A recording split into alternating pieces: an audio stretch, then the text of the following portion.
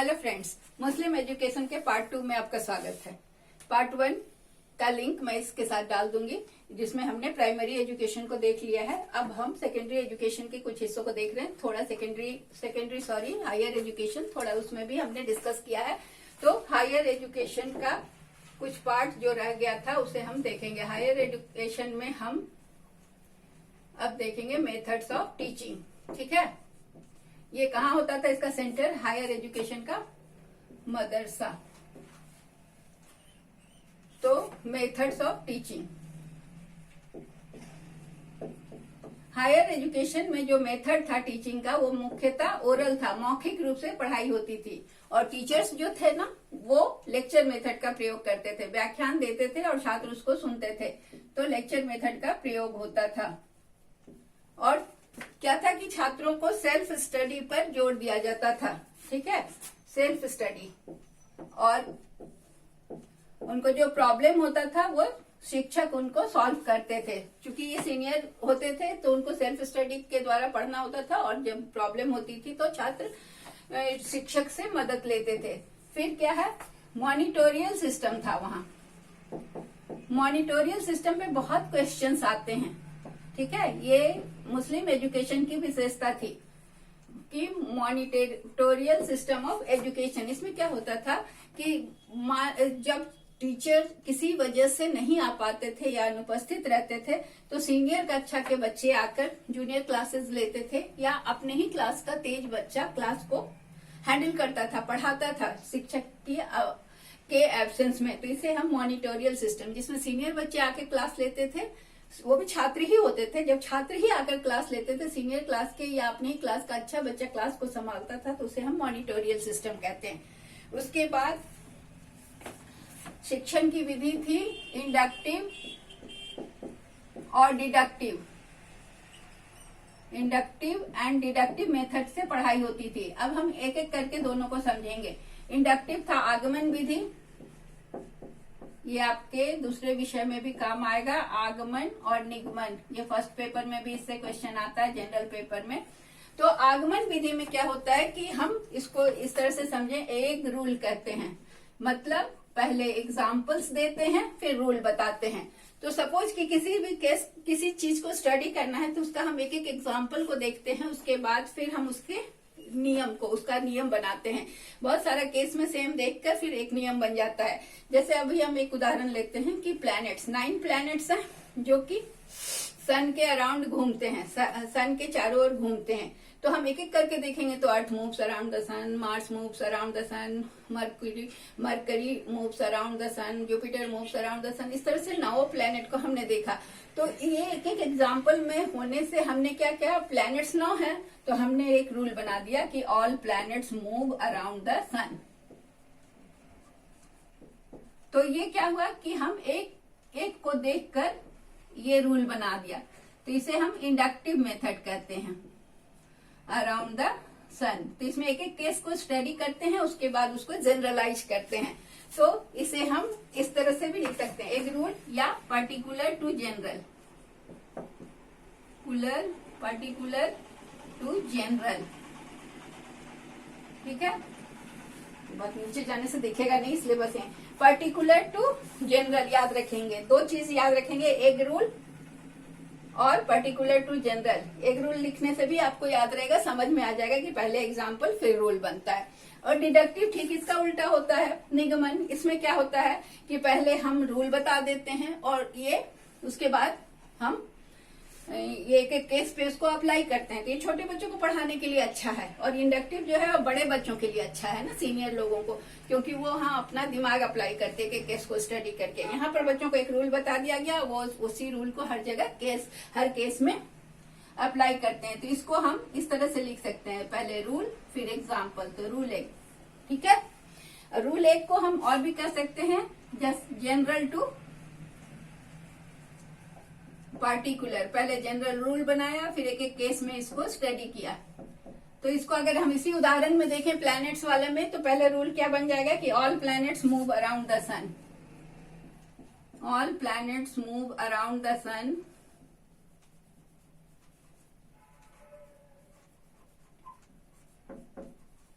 अब इसको हम एक एक केस में लगाएं तो Earth is a planet,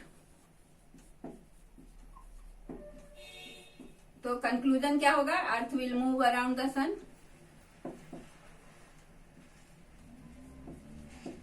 will move around the sun. तो आई थिंक कि आपको क्लियर हो गया होगा, ये निगमन विधि है जिसमें पहले रूल बता दिया, फिर एक एक, जैसे ऑल मैन आर मॉर्टल लिख दिया, पहले रूल बता दिया कि सभी मनुष्य मरणशील हैं। Mohan is a man, Mohan एक मनुष्य है, तो कंक्लूजन क्या होगा? मोहन इज मरणशील, मतलब मोहन इज मॉर्टल। तो ये हो गया डिडक्टिव मेथड, ठीक है। उसके बाद हम चलते हैं कि और इस शिक्षण विधि के आगे हम देखते हैं कि और भी क्या तरीका था शिक्षण का, कि राइटिंग को हमने लिखा कि राइटिंग को ज्यादा जोर दिया जाता था, पढ़ने से ज्यादा राइटिंग को प्रेफर किया जाता था, राइटिंग पर ज्यादा स्ट्रेस था रीडिंग से, मोर प्रेफर्ड देन रीडिंग। क्यों? हम जानते हैं ना कि राइटिंग मेक्स मैन परफेक्ट। कोई भी चीज आप लिख के पढ़ते हो, याद करते हो तो ज्यादा समय तक आपको याद रहता है, पढ़ने से आप भूल जाते हो क्योंकि आपका अटेंशन 100% नहीं होता है, इसलिए वहां राइटिंग पर ज्यादा ध्यान दिया जाता था। मीडियम ऑफ इंस्ट्रक्शन क्या था? पढ़ाने का माध्यम था पर्शियन, मीडियम ऑफ इंस्ट्रक्शन था पर्शियन, ठीक है। उसके बाद नॉलेज ऑफ पर्शियन हमने पहले भी बताया कि जरूरी था। क्यों? जो भी राज दरबार में जॉब प्राप्त करना चाहते थे उन्हें पर्शियन जानना जरूरी होता था। और अरेबिक किसके लिए जरूरी था? अरेबिक का ज्ञान होना, Arabic was essential for Muslims.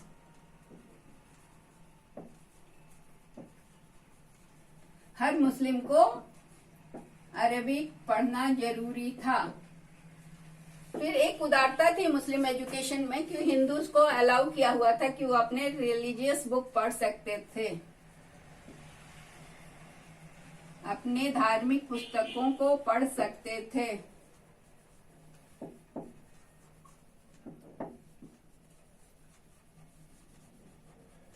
ठीक है, तो इतना हमने जाना हिंदूज को ये उदारता मानी जाएगी मुस्लिम एजुकेशन की। अब देखते हैं हम एग्जामिनेशन का क्या सिस्टम था और डिग्रीज किस तरह से मिलती थी। ये तो मेथड ऑफ टीचिंग हो गया। अब हम लिखते हैं examination and examination system and degrees. ठीक है, तो एग्जामिनेशन का कोई डेफिनिट सिस्टम नहीं था, कोई निश्चित व्यवस्था नहीं थी। No definite examination system. Exam का कोई निश्चित सिस्टम नहीं था। छात्रों का इवैल्यूएशन टीचर्स करते थे। Evaluation was done by teachers. बिना एग्जाम लिए भी वो छात्रों को इवैल्यूएट कर लेते थे, मूल्यांकन कर लेते थे।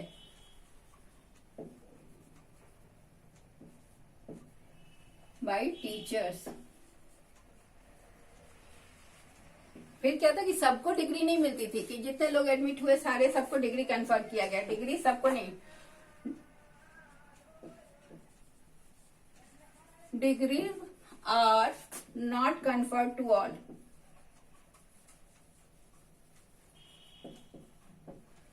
कुछ लोग जो किसी किसी क्षेत्र में विशिष्टता हासिल करते थे, डिस्टिंक्शन जिनका होता था, उन्हें डिग्रीज मिलती थी। तो सबसे पहले एक डिग्री को हम एक एक करके देखते हैं। डिग्री सबसे पहला था काबिल। ये डिग्री मिलती थी जो लिटरेचर में एक्सेल करता था, जिसको साहित्य में बहुत ज्यादा ज्ञान हो जाता था, उसे काबिल की डिग्री मिलती थी। दूसरा था आलिम। आलिम मिलता था जो धर्म में आगे बढ़ता, धर्म का ज्ञाता हो जाता था, उसे आलिम की डिग्री मिलती थी। रिलीजन, धर्म का ज्ञाता होने पर आलिम। और एक डिग्री मिलती थी फाजिल। ये डिग्री मिलती थी जो फिलॉसफी और लॉजिक का ज्ञाता हो जाता था।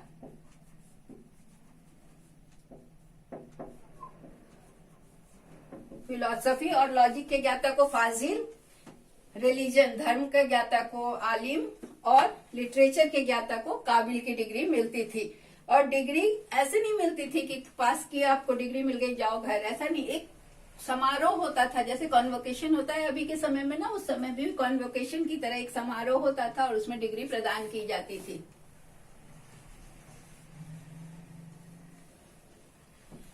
फिर क्या था, अब अगला फीचर है विमेन एजुकेशन। विमेन एजुकेशन की स्थिति बहुत अच्छी नहीं थी, ठीक है। स्त्री शिक्षा की स्थिति मुस्लिम पीरियड में बहुत अच्छी नहीं थी, ये लो था। लो का मतलब ये था कि महिलाओं को शिक्षा ग्रहण करने के संस्थान नहीं थे उस समय। छोटी लड़कियों को मकतब में जाने की अनुमति थी, वहां जाकर वो शिक्षा ग्रहण कर सकते थे, लेकिन बड़ी महिलाओं के लिए या सीनियर्स मतलब हायर पढ़ाई के लिए कोई भी संस्था या कोई भी जगह नहीं थी, कोई भी फैसिलिटी नहीं थी कि हायर एजुकेशन महिलाएं ग्रहण कर सकें। अब चूंकि वैसी महिलाएं जो अगर शिक्षा प्राप्त करना चाहती थीं, जो राजघराने की होती थी, जो धनी मानी लोग होते थे, उनके घर की महिलाओं की शिक्षा के लिए घर में आकर ट्यूटर पढ़ाते थे और उसकी शिक्षा की जाती थी। रिच क्लास के वुमेन के लिए स्पेशल अरेंजमेंट होता था, मकतब या मदरसा में भी जाकर वो शिक्षा लेती थी, लेकिन वो स्पेशल परमिशन मिलता था और ऐसे नहीं तो घर में आकर शिक्षक पढ़ाते थे। वहां पर कोई संस्था नहीं थी। लेकिन उस समय बहुत सारी महिलाएं हैं कुछ जिनके शिक्षा के क्षेत्र में और जिन्होंने बहुत कुछ सीखा। उसमें कुछ महिलाओं के नाम आते हैं, जैसे रजिया सुल्तान, इन्होंने वॉरफेयर की ट्रेनिंग ली थी। गुलबदन बेगम,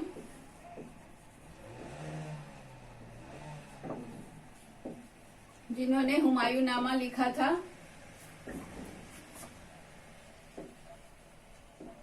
नूरजहां,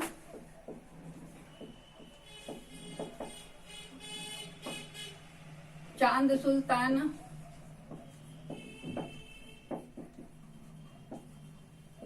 जहां आरा, ये सब महिलाएं उस समय की फेमस महिलाएं थीं, प्रसिद्ध महिलाएं थीं। जुबेनिसा,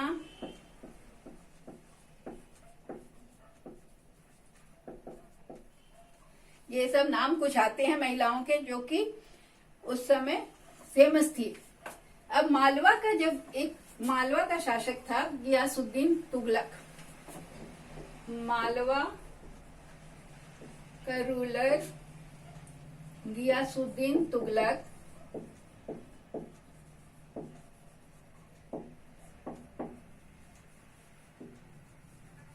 ने सारंगपुर में महिलाओं के लिए एक मदरसा बनवाया था जिसमें महिलाएं शिक्षा ग्रहण कर सकती थी, लेकिन ये सफिशिएंट नहीं था, सारी महिलाएं इसमें नहीं पहुंच सकती थी। लेकिन ये सारे सब क्लास की महिलाओं के लिए ओपन था, मतलब ये नहीं था कि इसमें केवल राज परिवार की महिलाएं ही या बड़े घरानों की महिलाएं ही जा सकती हैं, ये लोअर क्लास की महिलाएं भी जा सकती थी।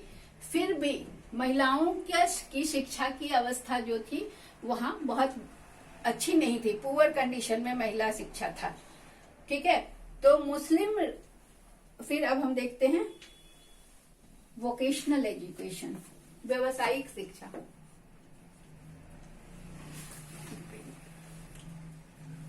व्यवसायिक शिक्षा में क्या था कि बहुत, चूंकि ये लोग बहुत शौकीन थे तो बहुत तरह के व्यवसाय थे, लेकिन सबसे ज्यादा महत्व मुस्लिम एजुकेशन में मिलिट्री एजुकेशन का था। क्यों? क्योंकि वो प्लंडरर थे और यहाँ आकर उन्होंने कब्जा कर अपना शासन कायम किया था, इसलिए वो अपनी सुरक्षा के लिए बहुत सजग होते थे। तो इसके लिए उन्होंने बहुत सारे, मतलब मिलिट्री एजुकेशन को परमानेंट और कंपलसरी बना दिया था। ये कंपलसरी और परमानेंट था ताकि वो अपने साम्राज्य को की रक्षा कर सके, उसकी सुरक्षा कर सके। ये सारी चीज के लिए वो लोगों को मिलिट्री एजुकेशन के लिए, हर ऑर्डिनरी पीपल को भी मिलिट्री एजुकेशन दिया जाता था ताकि वो जरूरत के हिसाब से सेना में खड़े हो सके। और उनको बहुत तरह की चीजें सिखाई जाती थी, शूटिंग, एरो, भाला चलाना, तीर चलाना, घुड़सवारी, हाथी पर कंट्रोल करना, एलिफेंट राइडिंग भी, और एलिफेंट कंट्रोल ऑल्सो। इसके अलावा किलेबंदी की भी शिक्षा दी जाती थी, फोर्टिफाइंग, दुश्मन से बचने के लिए किलाबंदी किस तरह से की जाए, ये सारी चीजें सिखाई जाती थी। ठीक है। और इसके बाद क्या था कि राजा के घर के या जो राजकुमार होते थे उनको जो सैन्य शिक्षा दी जाती थी, प्रिंस को, जो राजकुमारों को जो शिक्षा दी जाती थी, वो उसके एक्सपर्ट जो होते थे वो मुस्लिम होते थे। उनकी शिक्षा हिंदुओं के हाथ में नहीं दी जाती थी। क्यों? क्योंकि दे डोंट ट्रस्ट हिंदूज। उनको लगता था कि वो अच्छे से उनको शिक्षा नहीं देंगे। तो मुस्लिम रूलर्स क्या थे, वो हिंदूज पर बिलीव नहीं करते थे अपने राजकुमारों को सैन्य शिक्षा देने के लिए। इसके बाद था, अगला वोकेशन था मिलिट्री एजुकेशन के बाद था मेडिकल एजुकेशन। मेडिकल एजुकेशन, चूंकि बुद्धिस्ट पीरियड में ही मेडिकल एजुकेशन में हमारे यहाँ चरक, धन्वंतरी जैसे वैद्य हुए थे जिनके ग्रंथ थे संस्कृत में, तो मेडिकल एजुकेशन को बढ़ावा देने के लिए वो सारे संस्कृत के ग्रंथों का ट्रांसलेशन कराया गया, अनुवाद कराया गया अरेबिक में और पर्सियन में, और मदरसा और मेडिकल मतलब मदरसा में इसकी शिक्षा दी गई मेडिकल एजुकेशन की। और ये मेडिकल एजुकेशन की शिक्षा देने वाला मदरसा कहाँ कहाँ था? आगरा और रामपुर में था। ठीक है। तो मेडिकल एजुकेशन को बढ़ावा दिया गया। फिर हैंडीक्राफ्ट की शिक्षा दी गई। हैंडीक्राफ्ट की शिक्षा दी गई क्योंकि उनका जीवन विलासिता पूर्ण था और वो लग्जूरियस लाइफ लीड करते थे। तो अपने घरों को, अपने महल को बहुत अच्छे तरह से सजाते थे। इसके अलावा एम्ब्रॉयडरी, कपड़ों की एम्ब्रॉयडरी, चिकनकारी, सब एम्ब्रॉयडरी, पेंटिंग, ड्राइंग कपड़ों में या इस तरह की चीजें, बहुत सारी ज्वेलरी, जेम्स बनाना, ये सारी चीजें सिखाई गई क्योंकि उनका जीवन विलासिता पूर्ण था।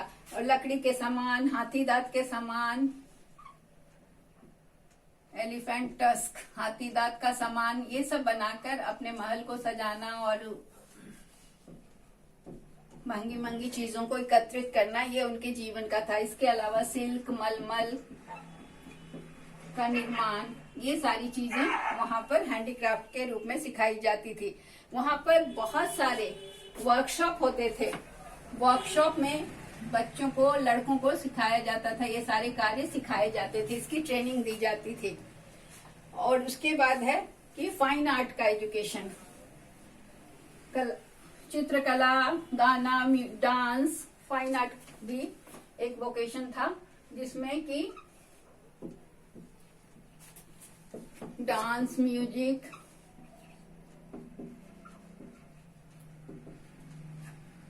मुगलकालीन पेंटिंग, ये सारी चीजें सिखाई जाती थी। ठीक है। तो एक्सपर्ट आते थे और ये चीजें सिखाते थे। अब एजुकेशनल इंस्टीट्यूशंस के टाइप्स कुछ तो हमने देख लिया है। टाइप्स ऑफ एजुकेशनल, किस किस तरह की संस्थाएं थी। तो हमने जाना मकतब था। इसके अलावा हमने पिछले वीडियो में मेंशन किया है, आप देख लेंगे। मकतब, खानकाह, दरगाह, कुरान स्कूल, ये सारी चीजें, ये तीनों जो थी ना, वो चैरिटी पे चलती थी। राजा के द्वारा चैरिटी पे चलता था और रॉयल चैरिटी, राजा रूलर जो थे उनके पैट्रोनेज थे, इनको चैरिटी देते थे। इसके अलावा ये मॉस्क से जुड़े होते थे और ये कुरान स्कूल में कुरान की शिक्षा दी जाती थी।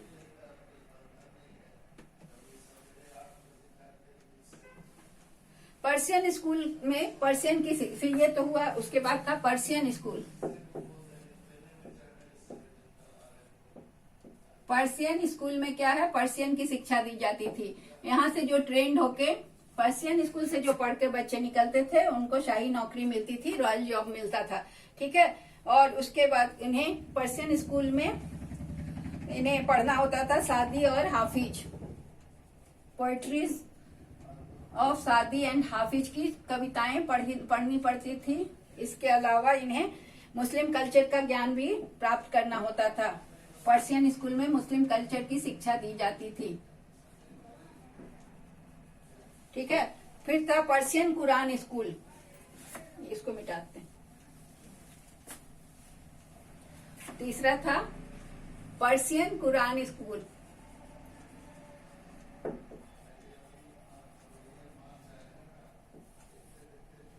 कुरान स्कूल ये होता था जहाँ पर पर्शियन की शिक्षा दी जाती थी और कुरान की शिक्षा दी जाती थी, यहाँ पर दोनों चीज पढ़ाया जाता था। फिर अरेबिक स्कूल था। अरेबिक स्कूल में हर मुस्लिम को अरबी सीखना जरूरी था, हर मुस्लिम के लिए अरबी सीखना जरूरी था, कंपलसरी था। तो अरबिक स्कूल में अरबिक लिटरेचर और अरबी भाषा की शिक्षा दी जाती थी। इसमें क्या था कि इसका स्टैंडर्ड बहुत हाई था, हाई स्टैंडर्ड का की पढ़ाई होती थी अरबिक स्कूल में। इसमें लिटरेचर का भी ज्ञान दिया जाता था, अरबी भाषा के बारे में पढ़ाया जाता था। अब इसकी ये सारा चीज हो गया। ये अब हमारा मुस्लिम एजुकेशन के सारे एस्पेक्ट्स को हमने देख लिया। अब इसकी विशेषताओं को एक बार संक्षेप में देख लेते हैं। तो इसकी विशेषता क्या थी मुस्लिम एजुकेशन की?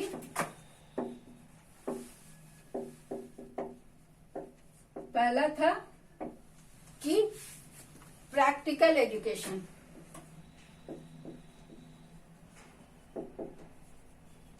मतलब ऐसी शिक्षा दी जाती थी जो जीवन के काम आए। ऐसे विषय पढ़ाए जाते थे जो जीवन उपयोगी हो, जैसे हिस्ट्री, ज्योग्राफी।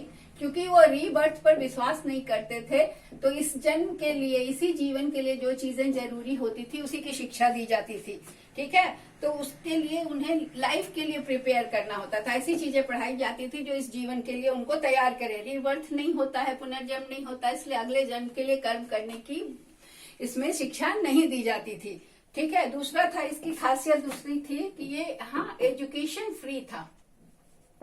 मतलब फ्री एजुकेशन का मतलब था कि किसी को फीस नहीं देना पड़ता था। पढ़ाई का खर्चा राज्य शासक उठाते थे, राज्य सरकार उठाते, पैट्रोनेज शासक का होता था, और रहने और खाने का भी खर्चा नहीं लगता था। फ्री मतलब क्या था? लॉजिंग, बोर्डिंग सब फ्री था। और इसके बाद टीचर और स्टूडेंट के बीच में जो था ना, वो इंडिविजुअल कांटेक्ट था। मतलब हर बच्चा अपने टीचर से व्यक्तिगत संबंध था, पर्सनल कांटेक्ट था। जब भी उसको कोई दिक्कत होती थी वो टीचर से बात कर सकता था, और टीचर एक्सेसिबल थे, टीचर उपलब्ध रहते थे, वो उनकी बातों को सुनते थे, उनकी समस्याओं को का समाधान करते थे। फिर था मॉनिटोरियल सिस्टम, जो कि हमने डिस्कस कर लिया कि यहाँ पर जब शिक्षक नहीं किसी वजह से आ पाते थे तो वहाँ पर सीनियर बच्चे या क्लास का ही तेज बच्चा क्लास को संभालता था, पढ़ाई करवाता था। जनरली सीनियर बच्चे आकर क्लास को संभालते थे। टीचर का स्टेटस बहुत हाई था, टीचर बहुत हाई था, लेकिन उनको पैसे बहुत नहीं मिलते थे, लेकिन सम्मान बहुत था। और टीचर और स्टूडेंट का जो संबंध था वो बहुत प्रेम पूर्ण था। टीचर स्टूडेंट का रिलेशनशिप कॉर्डियल था।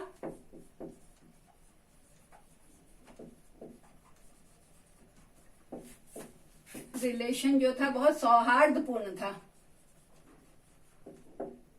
कॉर्डियल का मतलब होता है सौहार्दपूर्ण था। आपस में टीचर छात्रों को मदद करते थे और उनके साथ प्रेम पूर्वक व्यवहार करते थे, ठीक है। और एजुकेशन का पैट्रोनेज तो सरकार का था, रॉयल पैट्रोनेज था। मतलब खर्च कौन उठाता था एजुकेशन का? तो रूलर, ठीक है। शिक्षा का खर्च सरकार उठाते थे, बच्चों को फ्री शिक्षा मिलती थी। शिक्षा का बहुत महत्व था और शिक्षा देना सबके लिए कंपलसरी होता था। सारे बच्चों को शिक्षित करना जरूरी होता था। फिर एजुकेशन का इंडिस्पेंसिबिलिटी, मतलब एजुकेशन जो था, शिक्षा, अब यही बात कह रही थी कि एजुकेशन इंडिस्पेंसिबल था, अनिवार्य था। ठीक है, सबको शिक्षा देना जरूरी होता था। अब क्या था कि हर व्यक्ति की ड्यूटी थी कि कुरान का नॉलेज हो, हर व्यक्ति को कुरान पढ़ना जरूरी होता था, हर मुस्लिम को कुरान का नॉलेज होना जरूरी था। प्रॉफेट मोहम्मद का स्टेटमेंट को जानना जरूरी होता था, ताकि वो प्रॉफेट मोहम्मद के स्टेटमेंट और उनके कथनों का को जानना और अनुकरण करना जरूरी होता था, क्योंकि जो इनको जानेगा उसको अल्लाह जन्नत में, हेवन में, स्वर्ग में बहुत ऊंचा स्थान देगा। उसके बाद है कि उन्हें दया की शिक्षा दी जाती थी, पवित्रता और बेनेवोलेंस, ये सब चीजों की शिक्षा दी जाती थी, उदारता बरतने की शिक्षा दी जाती थी, ताकि उन्हें गॉड के करीब जाने का मौका मिले। उसके बाद कल्चरल यूनिटी का विकास हुआ, मुस्लिम पीरियड में कल्चरल यूनिटी का विकास हुआ, सांस्कृतिक एकता बढ़ी, हिंदू मुस्लिम एकता में अमलगमेशन हुआ, लोग एक दूसरे की संस्कृतियों को अपनाए और हिंदू भी मकतब और मदरसा में अध्ययन करने लगे। उसके बाद लैंग्वेज और साइंस का विकास हुआ,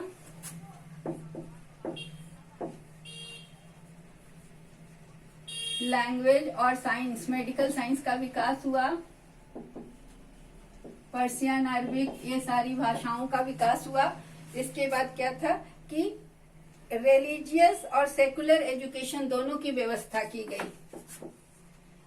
रिलीजियस भी था, धार्मिक पढ़ाई भी होती थी, और सेकुलर धर्मनिरपेक्षता की भी पढ़ाई होती थी। दोनों तरह का एजुकेशन था, जो कि उस युग की खासियत है, मुस्लिम एजुकेशन की खासियत है। इसके बाद कुरान के साथ साथ क्या क्या पढ़ाया गया? कुरान के साथ साथ, कुरान पर पढ़ाने के साथ साथ अरिथमेटिक, कुरान की पढ़ाई हुई, अरिथमेटिक की पढ़ाई, हिस्ट्री, ज्योग्राफी,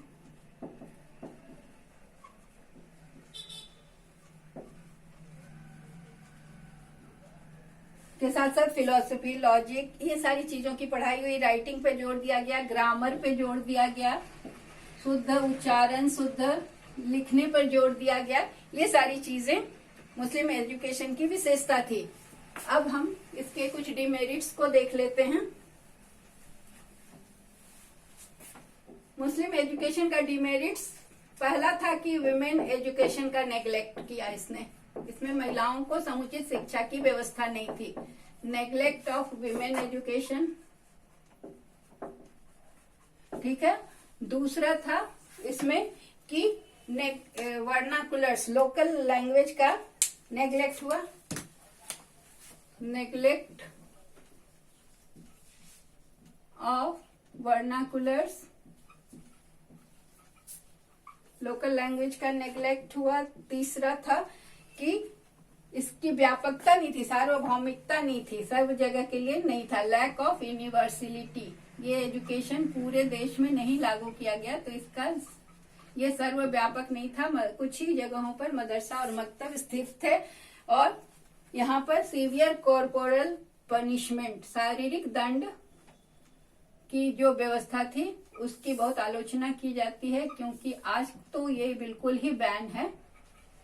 बच्चों को शारीरिक या पनिशमेंट देने की जो व्यवस्था थी वो इसके डिमेरिट में आता है।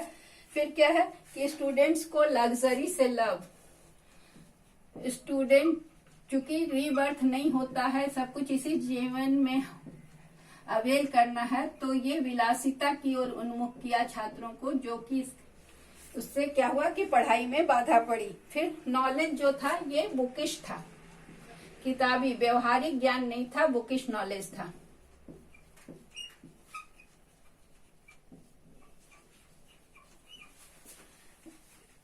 तो in spite of all these demerits, जितने भी इसके दोष हैं, फिर भी मुस्लिम जो भी एजुकेशन, मुस्लिम एजुकेशन जो था वो कल्चरली बहुत रिच था। उससे भारत की सांस्कृतिक को विरासत के रूप में उसने बहुत कुछ दिया, और यहाँ फिर कई भाषाओं का अमलगमेशन हुआ और देश का विकास हुआ। तो इस तरह से ये मुस्लिम एजुकेशन के बारे में हमने जान लिया। That's all, thank you.